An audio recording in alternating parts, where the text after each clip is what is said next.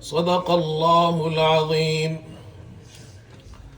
صدق الله الذي لا إله إلا هو المتوحد في الجلال بكمال الجمال تعظيما وتكبيرا، المتفرد بتصريف الأحوال على التفصيل والإجمال تدبيرا وتقديرا، المتعالي بعظمته ومجده الذي أنزل الفرقان على عبده ليكون للعالمين نذيرا، وصلى الله على رسوله وسلم تسليما كثيرا كثيرا.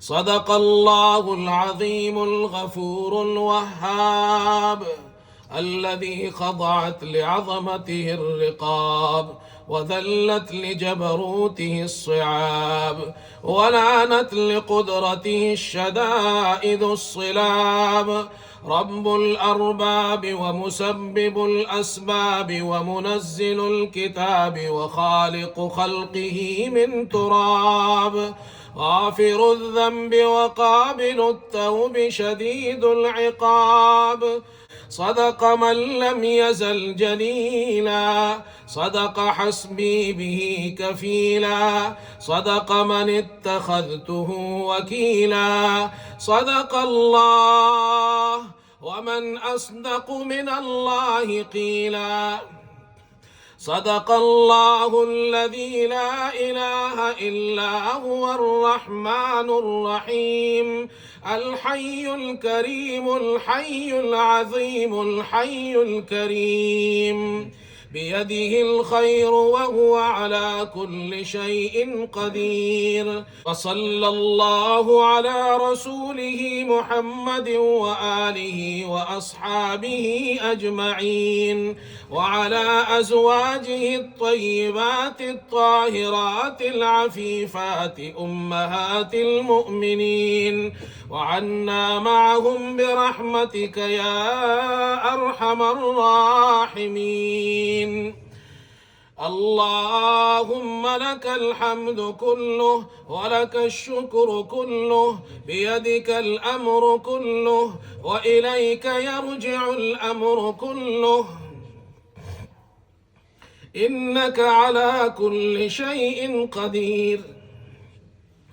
اللهم لك الحمد على ما أنعمت به علينا من نعمك العظيمة وآلائك الجسيمة، حيث أنزلت إلينا خير كتبك وأرسلت إلينا أفضل رسلك وشرعت لنا أفضل شرائع دينك، وجعلتنا من خير أمة أخرجت للناس، وهديتنا لمعالم دينك الذي ارتضيته لنفسك.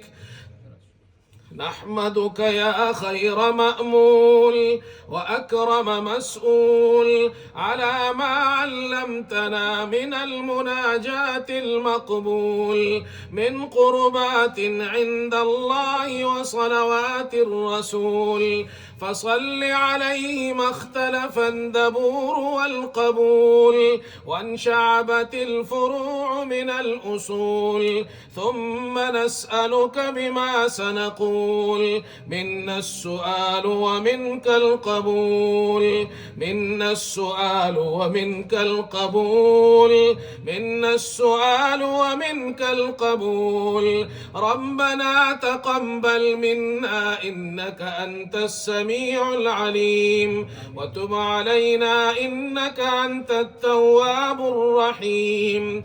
ربنا لا تؤاخذنا إن نسينا أو أخطأنا، ربنا ولا تحمل علينا إصرا كما حملته على الذين من قبلنا، ربنا ولا تحملنا ما لا طاقة لنا به، واعف عنا واغفر لنا وارحمنا، أنت مولانا فانصرنا على القوم الكافرين. ربنا ما خلقت هذا باطلا سبحانك فقنا عذاب النار. سبحانك فقنا عذاب النار سبحانك فقنا عذاب النار ربنا فاغفر لنا ذنوبنا وكفر عنا سيئاتنا وتوفنا مع الأبرار وتوفنا مع الأبرار وتوفنا مع الأبرار ربنا ظلمنا أنفسنا وإن لم تغفر لنا وترحمنا لنكونن من الخاسرين لا إله إلا أنت سبحانك إني كنت من الظالمين ربنا هب لنا من لدنك رحمة وهيئ لنا من أمرنا رشدا ربنا هب لنا من أزواجنا وذرياتنا قرة أعين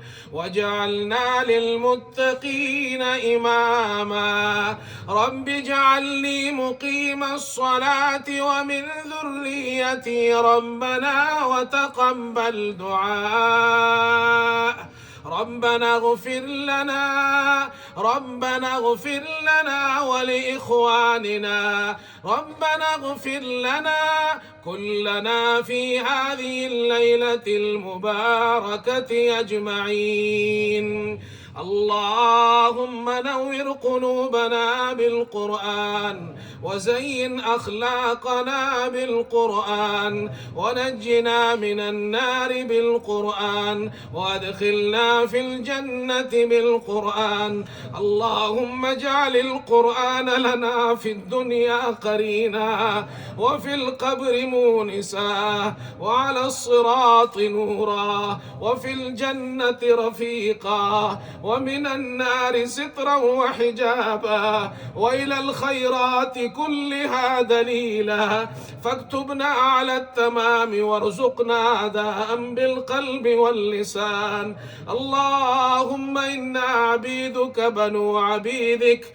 اللهم إنا عبيدك بنو عبيدك بنو إمائك نواصينا بيدك ماض فينا حكمك عدل فينا قضاؤك نسألك اللهم بكل اسم هو لك سميت به نفسك أو أنزلته في كتابك أو علمته أحدا من خلقك أو استأثرت به في علم الغيب عندك أن تجعل القرآن العظيم ربيع قلوبنا ونور صدورنا وجلاء أحزاننا وذهاب همومنا وغمومنا اللهم إنك تسمع كلامي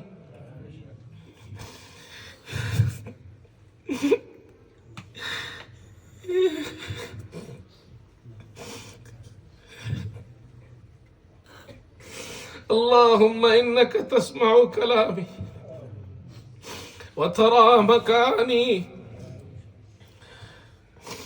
وتعلم سري وعلانيتي ولا يخفى عليك شيء من أمري وأنا البأس الفقير المستغيث المستجير الوجل المشفق المقر المعترف بذنبي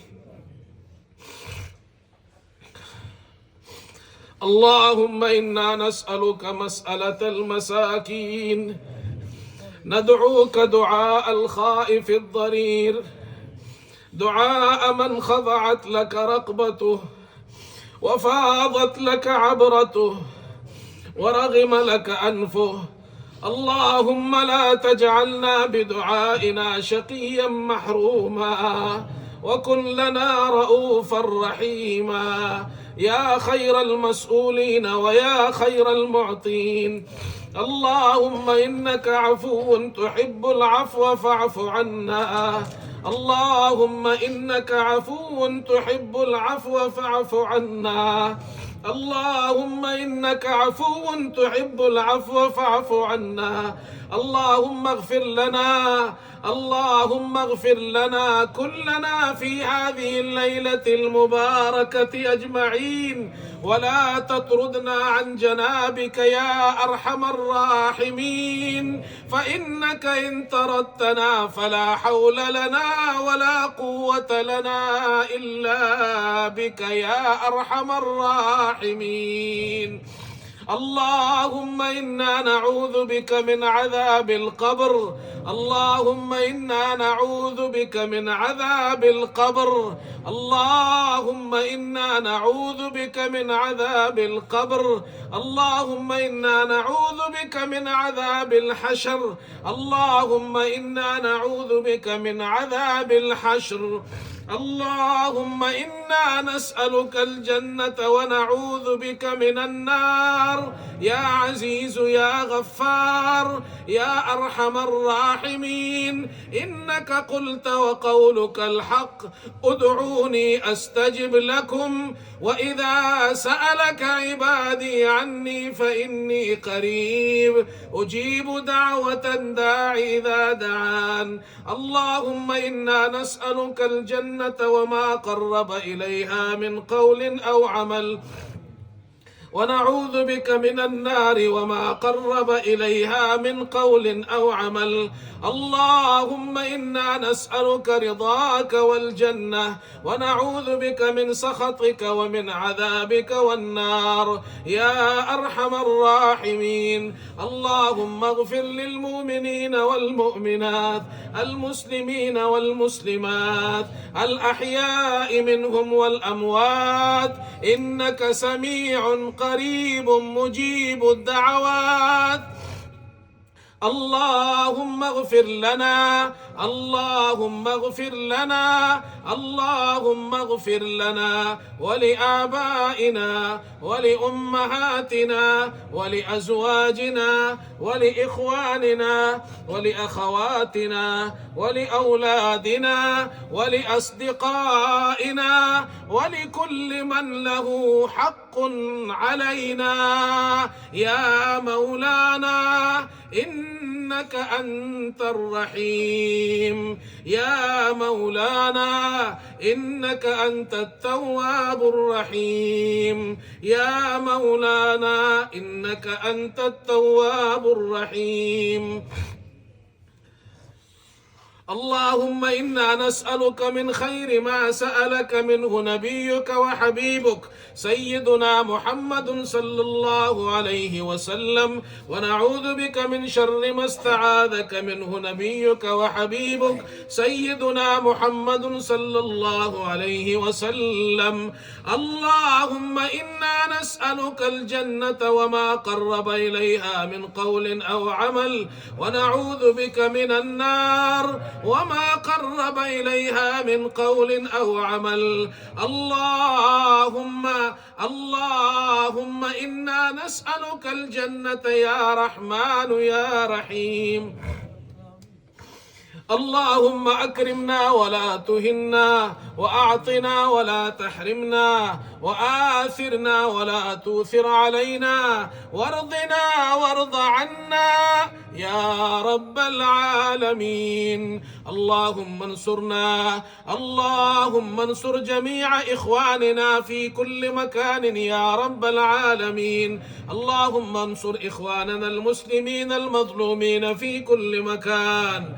اللهم انصر إخواننا في فلسطين وفي غزة يا أرحم الراحمين. اللهم احفظهم من كل سوء وبلاء ومكروه يا رب العالمين.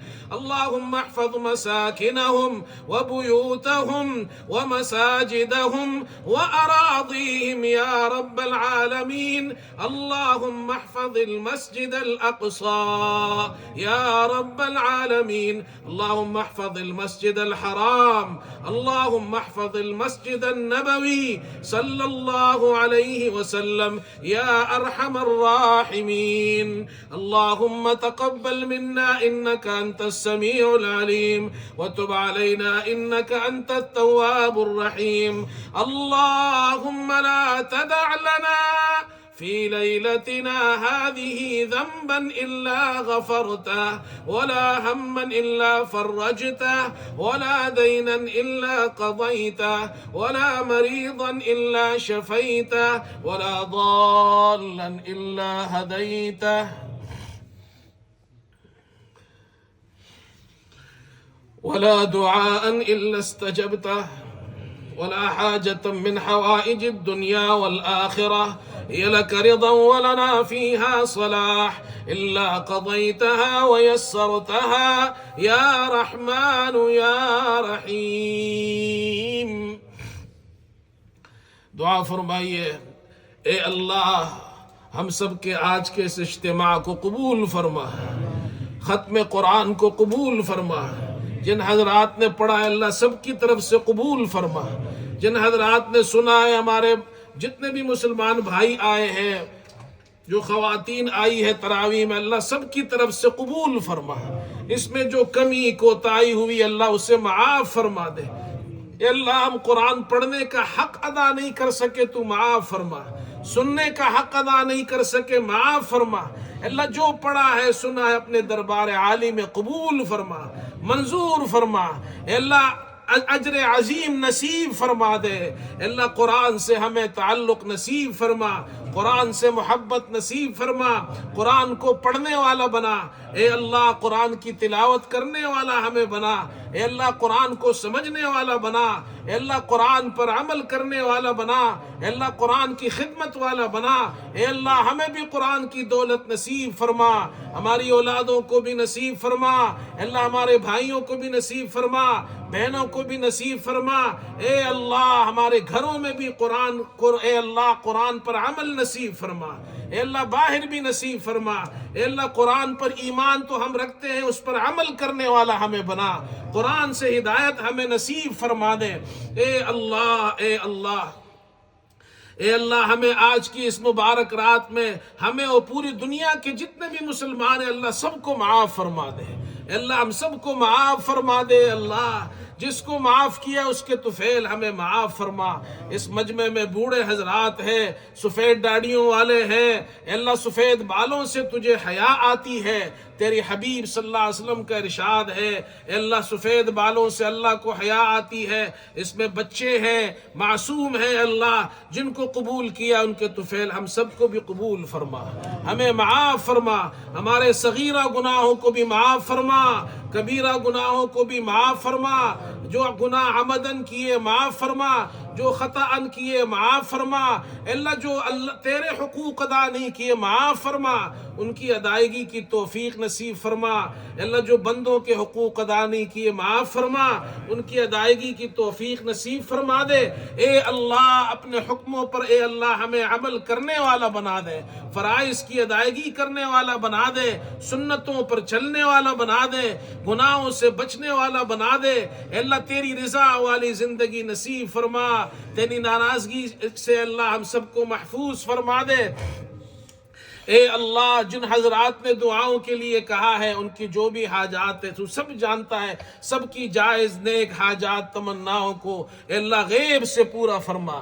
جن نوجوانوں نے طلبہ نے دعاؤں کے لیے کہا ہے اے اللہ ان کو قرآن کا حافظ بنا، قرآن کا عالم بنا، اے اللہ دین کا خادم بنا، اے اللہ ان کو دینی دنیاوی علوم سے مالا مال فرما دے۔ جو بچے پڑھتے ہیں اللہ یہاں ہمارے یہاں پڑھتے ہیں، جہاں بھی پڑھتے ہیں، جن کے بچے جو حضرات آئے سب کے بچوں کو اللہ دینی علوم سے مالا مال فرما، قرآن کی دولت سے مالا مال فرما دے۔ اے اللہ جو حضرات دین کی خدمت کر رہے ہیں، جہاں بھی کر رہے ہیں، جس نہج پر کر رہے ہیں اللہ ان کی خدمات کو قبول فرما۔ جن حضرات نے دعاؤں کے لیے کہا ہے بیمار ہے اللہ ان کو کامل شفا نصیب فرما دے، جو اسپتالوں میں اللہ ان کو صحت تندرستی نصیب فرما۔ اے اللہ ہمارے گھروں میں جو بیمار ہیں ان کو بھی صحت تندرستی نصیب فرما دے۔ اے اللہ جو مشکل میں مبتلا ان کی مشکلات کو دور فرما دے۔ یا اللہ جن کے یہاں انتقال ہوا ہے ان کے اموات مسلمین کی مغفرت فرما، تمام مسلمانوں کے اموات کی مغفرت فرما دے۔ ہمارے دلبر بھائی کا انتقال ہوا ہے، دعا فرمائے اللہ تعالیٰ ان کی مغفرت فرمائے، جنت الفردوس میں اعلیٰ مقام نصیب فرما دے۔ گزشتہ رات کو ہمارے بھائی ممتاز فرید صاحب کی چھوٹی بچی تھی، ہسپتال میں داخل تھی، کافی عرصے سے بیمار تھی، ان کا انتقال ہو گیا۔ اللہ ان کو صبر جمیل نصیب فرمائے، ان کے جو والدین ہیں اللہ ان کو صبر جمیل نصیب فرمائے، نیک صالح اولاد اللہ ان کو اور نصیب فرمائے۔ اور گزشتہ دنوں یہاں ایک بھائی امیر صاحب کا انتقال ہو، ان کے لیے دعا فرمائے، اللہ ان کی مغفرت فرمائے۔ جتنے ہمارے بزرگ یہاں مسجد میں آتے تھے اللہ وہ دنیا سے چلے گئے ہیں، اب نہیں آتے، اللہ ان کی مغفرت فرما، ان سب کے نام تو جانتا ہے اے اللہ، سب کی مغفرت فرما دے۔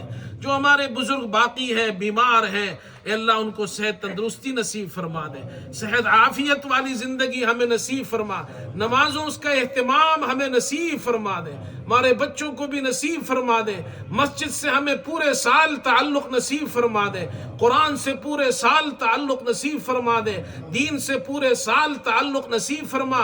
اے اللہ مسجد کو ہم نے رمضان میں آباد کیا، پورے سال آباد کرنے والا ہمیں بنا دے۔ اے اللہ گھروں میں اتفاق اور اتحاد پیدا فرما دے۔ اے اللہ ہر قسم کے اختلاف سے ہماری حفاظت فرما، جو بے اولاد ہیں ان کو نیک صالح اولاد نصیب فرما، جو با اولاد ہیں ان کی اولادوں کو نیک بنا۔ اے اللہ جن کی شادیاں ہوئی اللہ انہیں خوشحال زندگی نصیب فرما، جن کی شادیاں نہیں ہوئی اللہ ان کے لیے اچھے رشتوں کا انتظام فرما دے۔ جن حضرات نے ہمیں دعاؤں کے لیے کہا ہے ان کی جو بھی حاجات ہیں، جو بھی مرادیں ہیں، اے اللہ جائز حاجات مرادوں کو غیب سے پورا فرما۔ یہ جتنے مسلمان یہاں آئے ہیں اے اللہ اس تیرے سامنے ہاتھ پھیلائے جولی پہلائے ہیں، اے اللہ ہم سب کی جولیوں کو بھر دے اے اللہ۔ اے اللہ تیرے سامنے تیرے ساتھ کسی کو شریک نہیں کرتے، تجھ سے ہی مانگتے اے اللہ، تو ہی مرادوں کو پوری کرنے والا ہے اے اللہ۔ اے اللہ آج کی رات ہم سے راضی ہو جا، ہمیں معاف فرما دے، اے اللہ ہمارے گھر والوں کو بھی معاف فرما، رشتہ داروں کو بھی معاف فرما، چھوٹوں کو بھی معاف فرما، بڑوں کو بھی معاف فرما دے۔ اے اللہ جو بھی ہماری جائز حاجات غیب سے پورا فرما۔ اے اللہ ہماری اولادوں کو ہماری آنکھوں کی ٹھنڈک بنا، دینی دنیاوی علوم سے مالا مال فرما، مصیبتوں پریشانیوں سے ان کو محفوظ فرما دے، ہر قسم کے آفات بلیات سے محفوظ فرما دے۔ اے اللہ تیری رضا والی زندگی نصیب فرما، تیرے حبیب صلی اللہ علیہ وسلم کی سنتوں والی زندگی نصیب فرما۔